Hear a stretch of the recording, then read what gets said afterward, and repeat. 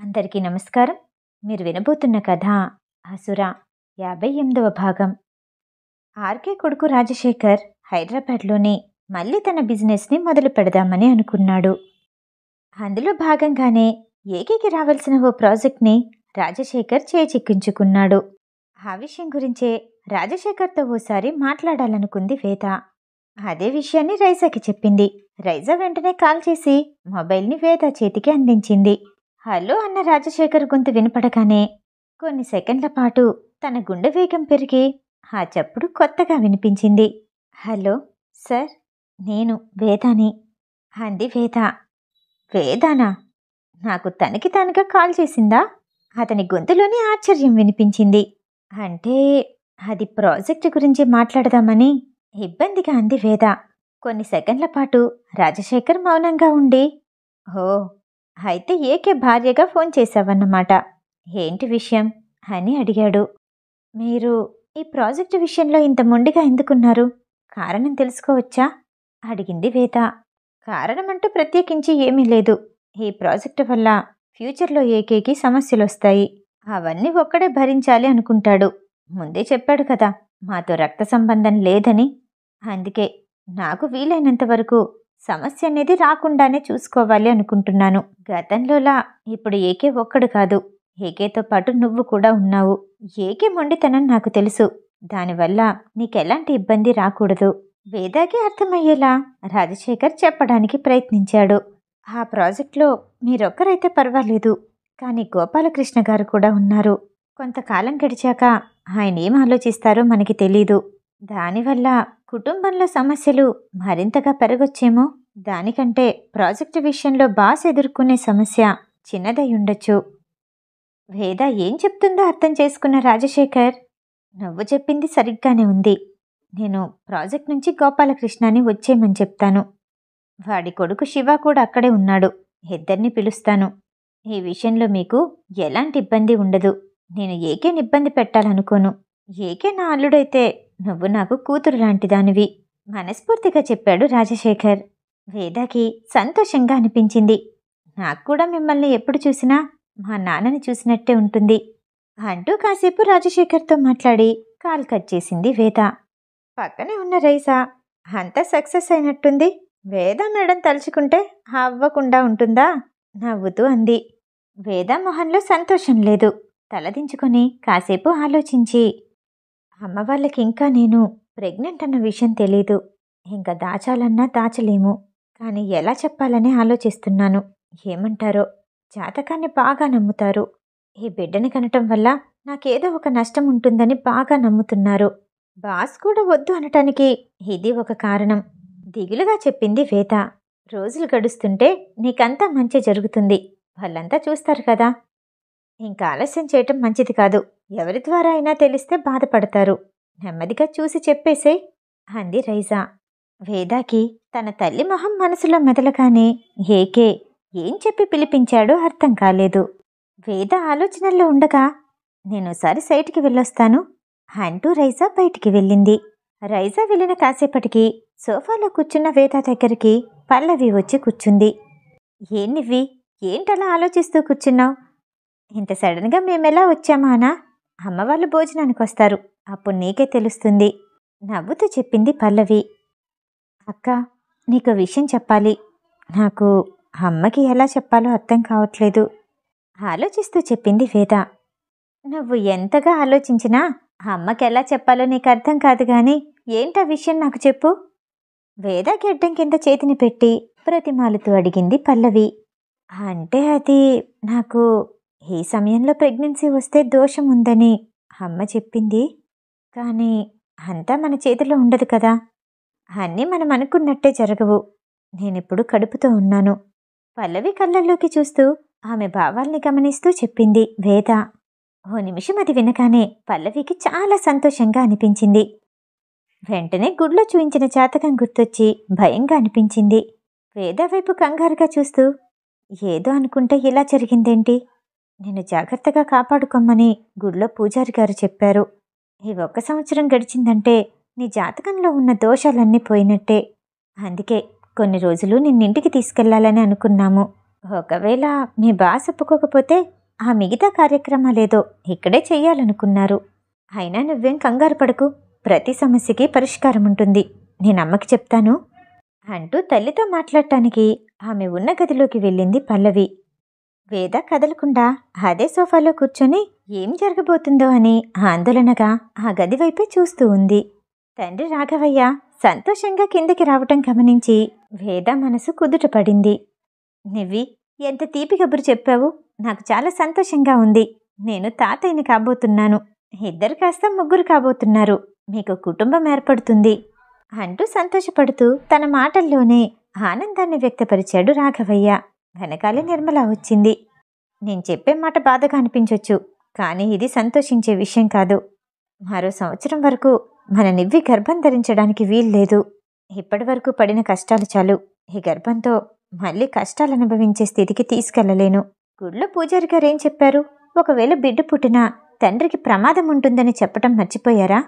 ఇప్పుడేం చెయ్యాలో అర్థం కాక రాఘవయ్యని చూస్తూ భయంగా అడిగింది నిర్మల. అప్పుడే సైటుకి వెళ్ళిన రైజా తిరిగొచ్చింది. అక్కడ జరిగే సంభాషణ బట్టి ఏం జరిగిందో ఊహించింది రైజా. మీరేం కంగారు పడకండి, అవన్నీ పాతకాలం మాటలు. ఇప్పుడు చాలా పెద్ద హాస్పిటల్స్ వచ్చాయి. ప్రతిదానికి ట్రీట్మెంట్ ఉంటుంది. మన వేదాకి ఏమీ కాదు. బాస్లాగా స్ట్రాంగ్గా ఉండేవాడు పుడతాడు, చూడండి. రైజా మాటలకి నిర్మల ఆమె వైపు కోపంగా చూసింది. అమ్మో, కళ్ళతోనే కాల్చేస్తారా? ఓకే ఓకే, బాస్లాగా కాదు, మీ అమ్మాయిలాగా మంచి పిల్ల పుడుతుంది, ఓకేనా? నిర్మల కోపాన్ని తేలికపరుస్తూ వేద దగ్గరకొచ్చింది రైజా. నిర్మల మనసేమీ కుదుట పడలేదు. పక్కనే ఉన్న రాఘవయ్య ఇదంతా పట్టించుకోకుండా పల్లవి వైపు చూసి, అమ్మ పల్లవి, అందరి నోర్లు తీపి చెయ్యాలి. నువ్వు వంటగదిలోకి వెళ్ళి ఏదైనా తయారు చెయ్యి, నేను బయటికెళ్ళొస్తాను అంటూ తన ఊర్లో ఉన్నట్టుగానే హడావుడి చేశాడు రాఘవయ్య. అంకుల్, మీరొచ్చి కనీసం 3 రోజులు కూడా కాలేదు. బయటికెక్కడికెళ్తారు? నవ్వుతూ అడిగింది రైజా. తెలుసుకోకపోవడానికి ఇదేం అడవి కాదు, ఇది ఒక ఊరే. తెలుసుకుంటే అన్నీ తెలుస్తాయి అంటూ రాఘవయ్య బయటికి వెళ్ళిపోయాడు. పల్లవి వంటగదిలోకి వెళ్ళింది. నిర్మల భయాన్ని పోగొట్టడానికి రైజా చాలా ధైర్యాన్ని ఇచ్చింది. నిర్మలాకి తన మనసులో సంకోచం ఉన్నా రైజా చెప్పిన మాటలు కొంత ఊరటనిచ్చాయి. కడుపుతో ఉన్న వేదాన్ని చూస్తుంటే తన తల్లి మనసు ఉప్పొంగింది. వేదాన్ని దగ్గరికి తీసుకుని నుదుటి మీద ముద్దిచ్చి ఆమె చెప్పాల్సిన జాగ్రత్తలన్నీ ఒక్కోటి వివరిస్తూ ఉంది నిర్మల. పక్కనే ఉన్న రైజాకి తృప్తిగా అనిపించింది. ఒక్కసారిగా ఏదో గుర్తొచ్చినట్టు, ఓహ్, నేను విషయం చెప్పటం మర్చిపోయాను. ఇంత త్వరగా ఎందుకు తిరిగొచ్చానని అడగవే?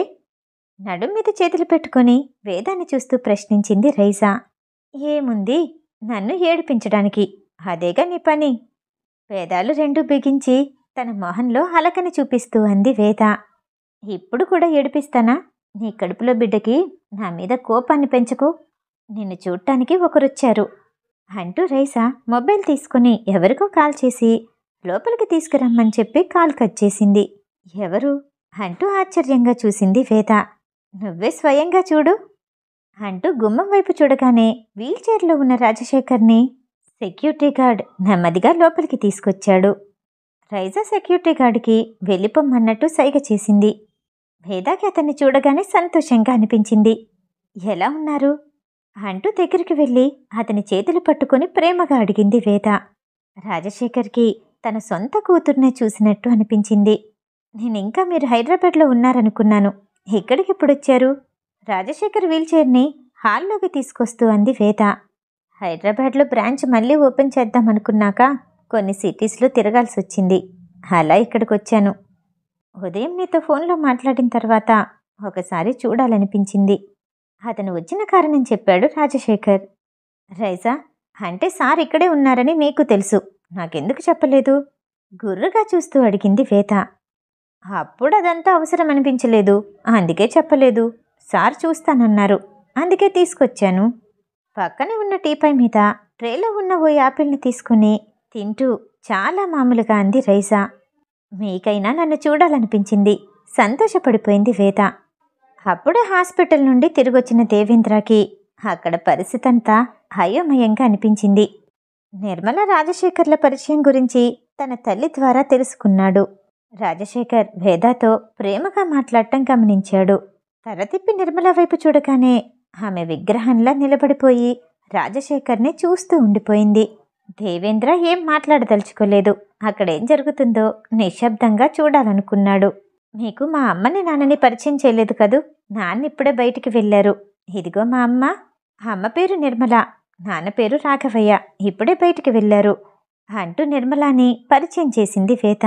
నెమ్మదిగా నిర్మల వైపు చూడగానే ఒక్కసారిగా అతని గుండెలయ తప్పినట్టు అనిపించింది. అతని జ్ఞాపకాలన్నీ గతంలోకి పరిగెట్టాయి. జీవితంలో మళ్ళొకసారి నిర్మలని చూస్తాడని రాజశేఖర్ అనుకోలేదు.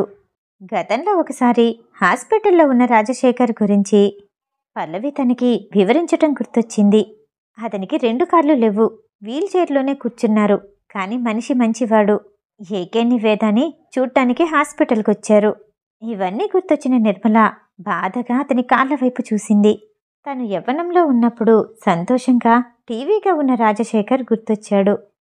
రాజశేఖర్ షాక్ నుంచి బయటపడలేక ఆమెని అలానే చూస్తూ ఉండిపోయాడు. అతనిలో తెలియని బాధ, ఏదో అగ్నిపర్వతం ఒక్కసారిగా బద్దలైనట్టు అనిపించింది. రాజశేఖర్ చేతి మీద ఆమె పేరున్న పచ్చబొట్టు పలుచగా కనిపిస్తూనే ఉంది. దాన్ని చూసిన నిర్మలాకి మరింత దుఃఖం వచ్చేసింది. ఆ ఇద్దరు అలా ఎందుకు చూసుకుంటున్నారో రైజాకు అర్థం కాలేదు. ఆంటీ, రాజశేఖర్ గారు బాస్కి మేనమామ అవుతారు అంటూ రైజా మళ్ళీ పరిచయం చేయగానే స్పృహలోకి వచ్చింది నిర్మల. కనురెప్ప వేయకుండా అతన్నే అలానే చూస్తూ చేతులు 2 జోడించి విని వినపడకుండా నమస్కారం చెప్పింది. రాజశేఖర్కి ఒక్కసారిగా ఆమెతో ఒంటరిగా మాట్లాడాలనిపించింది. అతను చేసిన తప్పుకి క్షమార్పణలు కోరాలనుకున్నాడు. అలా ఎందుకు జరిగిందో వివరించాలనుకున్నాడు. అతను చేసిన తప్పు వల్ల ఆమె ఎంతగా బాధపడిందో అర్థం చేసుకోగలను అని చెప్పాలనుకున్నాడు. కానీ అవకాశం దొరకలేదు. వేదాతో మరో 10 నిమిషాలు మాట్లాడిన తర్వాత బయటికి కదిలాడు రాజశేఖర్. వీల్ చైర్లో వెళ్ళబోతూ మరోసారి వెనక్కి తిరిగి నిర్మల వైపు చూశాడు. అతని గుండెనెవరో బలవంతంగా కోసినట్టు అనిపించింది. బలంగా ఓ నిట్టూర్పు వదిలి వెళ్ళిపోయాడు రాజశేఖర్. వెనకాలే రైజా కూడా వెళ్ళింది. దేవేంద్ర కూడా రాజశేఖర్తో పాటే వెళ్ళాడు. మళ్ళీ బిజినెస్ మొదలు పెడుతున్నారని విన్నాను. ఇంత దూరం వచ్చారు. ఏదైనా పనుంటే నాకు చెప్పొచ్చు. శివ కూడా ఉన్నాడు. మీరు ఇలా రావటం కూడా మంచిదే అయింది. కానీ ఈసారి ఇబ్బంది పడొద్దు. ఏదైనా ఉంటే నాకు చెప్పొచ్చు అంటూ రాజశేఖర్ని కార్లో కూర్చోపెట్టి అది కంటికి కనిపించినంత దూరం వెళ్లే వరకు ఇద్దరూ అక్కడే నిలబడి చూశారు. రైజా దేవేంద్ర వైపు కోపంగా చూసి, అవును, నేను ఈ మధ్యనే విన్నాను. మీకు మరో 2 మామయ్య కూతుర్లున్నారంట కదా. వాళ్ళేం చేస్తుంటారు తెలుసుకోవచ్చా అడిగింది రైజా. అవును, ఇంత ఆలస్యంగా తెలిసిందా? ఒకరి పేరు చైత్ర. తను కూడా నాకులానే డాక్టర్. ప్రస్తుతానికి అబ్రాడ్లో ఉంది. ఇంకొకరు ఉద్యోగ ప్రయత్నంలో ఉన్నారు. మామూలుగా చెప్పిన రైజాకెందుకో జలసీగా అనిపించింది. అంటే వాళ్ళకి మీరు బావవుతారు కదా. ఎప్పుడైనా ముద్దిచ్చారా? అకస్మాత్తుగా అడిగిన ప్రశ్నకి దేవేంద్ర ఆశ్చర్యపోయాడు. మీరు కరెక్టే విన్నారు. ఎప్పుడైనా ముద్దిచ్చారా మళ్ళీ అడిగింది రైజా. కనిపించిన వాళ్ళందరికీ ముద్దివ్వడమేనా నా పని? కోపంగా అన్నాడు దేవేంద్ర. అంటే నా ఉద్దేశం ఏంటంటే, మన బాస్ ఉన్నారు. వేదాతో తప్ప ఎవ్వరితో క్లోజ్గా ఉండరు. మీరు అలా ఎవరితో అయినా ఉన్నారా? రైజా అనుమానంగా అడిగింది. అలాంటిదేమీ లేదు. ఇలాంటి పిచ్చి ప్రశ్నలు వేయటం ఆపుతావా? రైజాని చూస్తూ దేవేంద్ర విసుగ్గా అన్నాడు. చెప్పారు కదా, ఓసారి ట్రై చేసుకుందామని. చిన్నగా తనలో తనే కొనుక్కుంటూ మెలికలు తిరుగుతూ సిగ్గుపడుతూ నవ్వుతూ లోపలికి వెళ్ళింది రైజా. నువ్వు సిగ్గుపడితే చాలా చండాలంగా ఉంది. ఇంకెప్పుడు ఇలా చెయ్యకే. తల భారంగా ఓసారి కదిపి లోపలికి వెళ్ళాడు దేవేంద్ర. ఇన్ని రోజుల నుండి పక్కనే తిరుగుతున్నాను. వేరే వాళ్ళతో ఎలా ఉంటున్నానో, ఇతంతో ఎలా ఉంటున్నానో ఆ మాత్రం అర్థం చేసుకోలేడా? ఇతనికి ప్రేమ కావాలంటే ప్రేమ. వెళ్ళిపోతున్న దేవేంద్రాన్ని కోపంగా చూస్తూ తనలో తనే అనుకుంది రైజా. కార్లో వెళ్తున్నంతసేపు రాజశేఖర్ నిర్మల గురించి ఆలోచిస్తూ ఉన్నాడు. నిజంగా ఓసారి ఆమెను కలిసి క్షమార్పణ కోరాలనే ఉంది. కానీ ఆమె కళ్ళల్లోకి చూసి అతను మాట్లాడగలడా? ఆమె తన జీవితంలో సంతోషంగా ఉంది. మళ్ళీ నేనెందుకు కనపడాలి? ఇలా ఆలోచిస్తూనే తను ఉంటున్న హోటల్కి చేరుకున్నాడు రాజశేఖర్. ఆ తర్వాత అందరూ వేదాని చంటి పాపలా చూసుకున్నారు. పిల్లలు వద్దంటూనే ఏకే కూడా వేదాని అపురూపంగా చూసుకున్నాడు. ఆ రోజు ఉదయం గదిలో నిండుగా ఉన్న వేదాని ప్రేమగా దగ్గరికి తీసుకున్నాడు ఏకే. వీడు ఇప్పుడు అడ్డొస్తున్నాడు. ఆమె పొట్ట మీద చెయ్యేస్తూ చిన్నగా కసురుకున్నాడు ఏకే. ఆ కసిరింపులో ప్రేమ ఉంది. మీకులాగే అందరికీ అడ్డొస్తాడు. ఏ పని చెయ్యనివ్వడు. నవ్వుతూ అంది వేద. నువ్వు మొండిదానివి. నా మాట వినవు కదా. చివరికి నీ మాట నెగ్గించుకున్నావు. వేదాన్ని కసురుకుంటూనే ఆమెకి జాగ్రత్తలు చెప్పి ఆఫీస్కి బయలుదేరబోయాడు ఏకే. వేద కొంచెం ఒళ్ళు చేసింది. కొంచెం ఎత్తుగా కనిపిస్తున్న ఆమె పొట్ట మీద చేతిని వేసి ఏకే వెనకాల నడుస్తూ వచ్చి, మీకు నా మీద కోపం ఉందా అడిగింది వేద. కోపం చాలా ఎక్కువగా ఉంది. అంతకంటే ఎక్కువగా తాపం ఉంది. ఈ టైంలో ఇదంతా ఆలోచించటం మంచిది కాదు. జాగ్రత్తగా ఉండు అంటూ ఆమె బొగ్గగిల్లి కదలిపోయాడు ఏకే. వేద ఒక్కసారిగా కళ్ళు తిరిగి పడిపోయింది. ఏకే స్పృహలో లేనట్టు చూస్తూ ఉండిపోయాడు. అప్పుడే అక్కడికొచ్చిన దేవేంద్ర పడిపోయిన వేదాన్ని చూసి పరిగెత్తుకుంటూ వెళ్ళాడు. వేదాకేమైంది ఏకే గట్టిగా అరిచాడు దేవేంద్ర. ఏకే ఒక్కసారిగా స్పృహలోకొచ్చి వేదాన్ని ఎత్తుకుని ముందుకెళ్తున్న దేవేంద్రని దాటుకుని కారు తీయటానికి బయటికి వెళ్ళాడు. ఏకే, నువ్వు వేద దగ్గర కూర్చో. ఈ సమయంలో నువ్వు కార్ డ్రైవ్ చేయలేవు. నేను చేస్తాను అంటూ ఏకేని వేద దగ్గర కూర్చోపెట్టి డ్రైవింగ్ సీట్లో కూర్చున్నాడు దేవేంద్ర. ఏకే దేవేంద్ర ఒకేసారి కారులోకి వెళ్ళటం చూసి రైజా పరిగెత్తుకుంటూ వచ్చింది. కారులో కళ్ళు తిరిగి పడిపోయిన వేదాన్ని చూడగానే భయపడి, వేదాకి ఏమైంది దేవా, నేను వస్తాను అంటూ కార్ డోర్ తెరవబోయింది రైజా. వద్దు రైజా, నువ్వింట్లో వాళ్ళకి చెప్పు. నేను హాస్పిటల్కి తీసుకెళ్తాను. కంగారు పడాల్సిన అవసరమేం లేదు. బీపీ డౌన్ అయిందేమో అంటూ వెంటనే కార్ స్టార్ట్ చేశాడు దేవేంద్ర. వేదాని హాస్పిటల్లోకి తీసుకెళ్లారు. దేవేంద్ర తలని పట్టుకుని భారంగా బయటే కూర్చొనున్నాడు. హాస్పిటల్లోకి రావాలంటే ఏకేకి భయంగా అనిపించింది. నిర్మల చెప్పిన జోష్యం విషయం గుర్తొచ్చింది. వేద ఎక్కడ దూరమవుతుందోనని భయపడ్డాడు. నెమ్మదిగా లోపలికి నడుస్తూ వచ్చిన ఏకేని చూసి దేవేంద్ర నిల్చున్నాడు. అతన్ని చూస్తూనే గట్టిగా హత్తుకున్నాడు ఏకే. నిజానికి ఇది ఏకే తత్వం కాదు. కానీ అతని జీవితంలో మొదటిసారిగా పాతాళంలోకి వెళ్ళిపోయినట్టు అనిపించింది. అతని కంటి నుండి 2 కన్నీటి పొట్లు దేవేంద్ర కోటు మీద రాలగానే అతను ఎంత బాధలో ఉన్నాడో అర్థం చేసుకున్నాడు. మనమన్నీ గమనించాం కానీ వేద తినే ఆహారాన్ని గమనించలేదు. తను రోజు తాగే పాలల్లో ఎవరో రోజురోజుకి బలహీనపడే మందుని కలుపుతున్నారు. పూర్తిగా ఎప్పుడు స్పృహలోకి వస్తుందో తెలీదు. ఒకవేళ వచ్చినా బిడ్డని మొయ్యగలదో లేదో తెలీదు. డాక్టర్ తల్లిని కానీ బిడ్డని కానీ బ్రతికించగలమంటున్నారు. అదంతా వింటున్న ఏకేకి ఎవరో తన్ని ఒక్కసారిగా లోయలోకి తోసేసినట్టు అనిపించింది. ఆ పరిస్థితికి తీసుకొచ్చిన వారెవరో కనిపెట్టి వెంటనే చంపేయాలన్నంత కోపం వచ్చింది. నాకు వేద కావాలి బాధగా అన్నాడు ఏకే. అదే ప్రయత్నంలో డాక్టర్ ఉన్నారు. అంతా మంచి జరుగుతుంది అన్నాడు దేవేంద్ర. 1.5 సంవత్సరం తర్వాత ఏకే తన గదిలో స్టడీ చైర్లో కూర్చుని వేద రికార్డు చేసిన ఆడియోని 4వసారి వింటున్నాడు. ఇది మీ దగ్గరికి చేరేసరికి నేను మీతో ఉండకపోవచ్చు. మన బేబీకి అమ్మ నాన్న ఇద్దరూ కావాలి. ఒకవేళ నాకు ఏదైనా అయితే మీరు మళ్ళీ పెళ్లి చేసుకుంటారు కదూ. నా నుదుటి మీద ఆ దేవుడు రాతని ముందే రాసేసుంచాడు. ఆనంద్, నేనేమి చేయలేను. మీరెవ్వరూ మార్చలేనిది నా తలరాత. మన బేబీని చాలా జాగ్రత్తగా చూసుకుంటావు కదూ. మనిద్దరి రక్తం తనలో ఉంది. జ్ఞాపకం ఉంచుకో. ఈ నివేద మీద కోపంగా ఉందా? చెప్పకుండా వెళ్ళిపోతుందని, మీరు చెప్పిన మాట వినలేదని. మీతో జీవితాన్ని సంతోషంగా గడపాలనుకున్నాను. గడిపాను. నాకు ఆ తృప్తి చాలు. మళ్ళీ జీవితం అంటూ ఉంటే మీకే పిఏగా వస్తాను. ఆ మాట వినగానే నువ్వు నా పిఏవి కాదు, నా భార్యవి భారంగా బాధగా అనుకున్నాడు ఏకే. అప్పుడే కొంత దూరంలో చిన్నపిల్లల ఏడుపు వినపడేసరికి స్పృహలోకొచ్చాడు ఏకే. వేదాన్ని గుర్తు చేసుకుంటూ భారంగా అటువైపు నడిచాడు. మిగతా కథ తర్వాయి భాగంలో. ఈ కథ వింటూ మీకు నచ్చినట్టయితే లైక్ చేసి సబ్స్క్రైబ్ చేయండి. మళ్ళీ రేపు కలుద్దాం. నమస్తే.